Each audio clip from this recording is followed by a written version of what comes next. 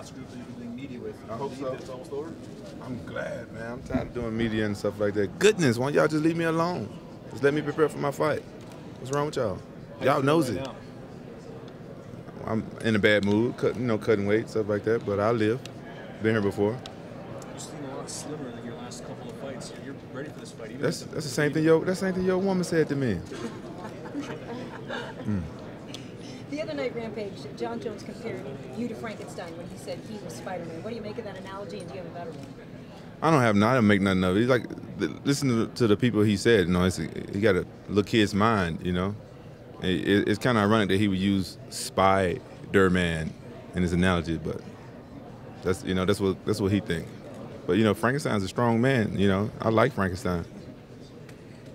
Frankenstein was put together to make a great being and a great strong person. Yeah, and Frankenstein had a great heart. He was a good guy. He looked bad, but he wasn't a evil guy. So that's good. I like that about Frankenstein. We heard you spent a lot of your own money for this training camp, a lot more than usual. Is there any truth to that? I always spend my own money in my training camps. Is there a lot more than usual for this one? I don't know until the training camp's over with. I don't do the math the whole time, so I won't know. We know a fight's a fight, but if you can write the perfect script for Saturday night, how would this fight end? It would end with John Jones getting woken up by the referee and the doctors and his cornerman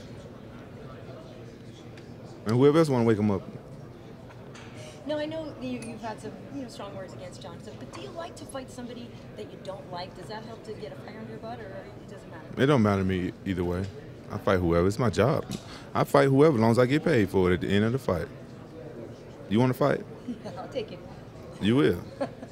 Y'all heard her. Hey, Rampage, who's a bigger smack talker, you or Chael Sonnen? I don't know. Probably Chael Sonnen. Why? Because I heard he talks a lot of smack.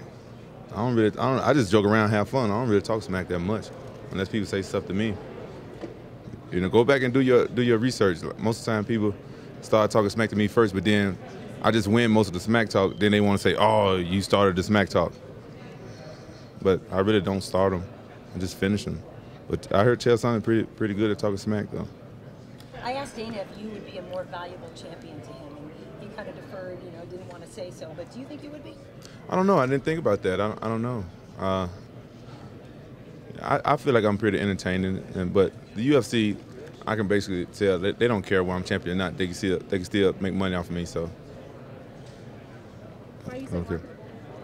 I don't know, probably because I don't give a damn what people think about me. I'm just gonna say and do whatever I want, and a lot of times you get good stuff out of that, and then you get bad stuff out of that too, which is good for press too. Sometimes.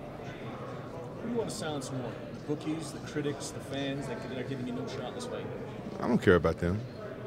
That's the last thing on my mind. I can care less. People always count me out. That's when I do better. Look at my fights where I was supposed to win. Sometimes I lose or not even do that good. It just motivates me more when I'm the underdog. I don't know why. I don't want to get overly strategic, but how important is fighting John Jones in the pocket with the way you throw your left and right hooks? You said what? I don't want to get too strategic, but how important is it to fight John Jones inside the pocket to get inside past his reach, the way you throw your knockout punches? Well, when somebody's taller than you, it only makes sense that you want to get close to him. But at the same time, you get close to John, he can take you down. So it's one of those things. How do you feel about UFC going back to Japan? I really want to be on that card no matter what happens this weekend. I'm looking forward to fighting in front of the Japanese fans. I honestly have to say the Japanese fans got other fans beat hands down. Those guys, they're quiet while you're fighting so you can hear your cornermen. They're very respectful. They don't hold a microphone so close to your face when they interview you. Those guys are really good. If you win, you'll get a shot at, or Rashad will get a shot at you because he's next in line for the title. How do you feel about that? Honestly, I wasn't impressed with the way Rashad fought me last time. I'd rather fight Shogun in Japan. I think the Japanese fans would rather see that fight than Rashad. Nothing against Rashad, but if I was Mr. T and I was in England right now doing a Snickers commercial, I would tell Rashad to get some nuts. That's great. There's actually a lot of pride, no pun intended, though, about you guys that were in that organization. Do you feel that there's something that you want to represent as a former pride fighter here in the UFC?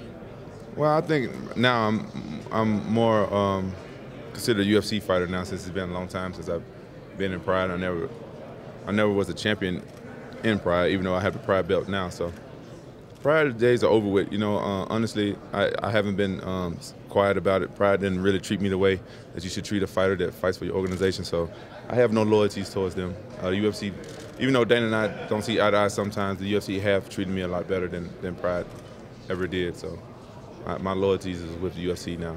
But saying that, like I said, the Japanese fans have a special place in my heart, and that's the honest truth. I love the American fans too, but a lot of times American fans can be over super critical. Maybe the Japanese fans are the same way. I just don't understand them. But you know, they have that going for them. Would you find it strange or ironic? You said what? Would you find it strange or ironic if you'd be able to defend the UFC belt in Japan after all that happened with the UFC about Pride and the company went down, sort of thing? Yeah, that would be strange and ironic at the same time. It'd be strange-ronic if that happens. Do you feel like you have an advantage over John Jones fighting or training here at the Muscle Farm facility?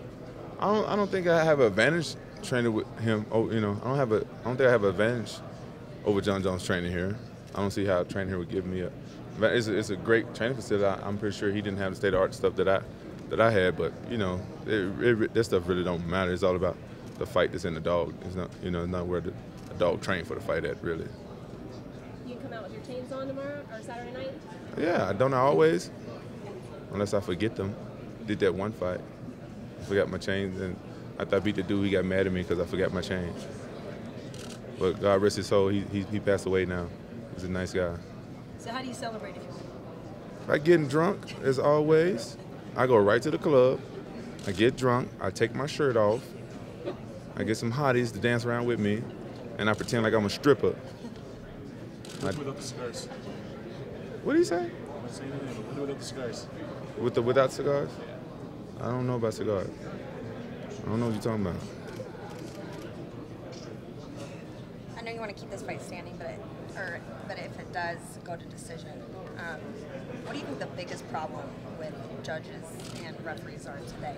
I think the referees are great. A lot of referees are great, but I think a lot of the judges are not that educated in MMA. I really think that a lot of the former MMA fighters should start judging, so they know. But then at the same time, there could be a conflict of interest because a lot of times they can know the fighter and train with the fighting stuff sometimes before or something like that. But I think a lot of times the judges are biased. Maybe they're boxers or kickboxers or something like that. But most of them are boxers and that really don't know enough about the sport, and they can hurt the fighters sometimes.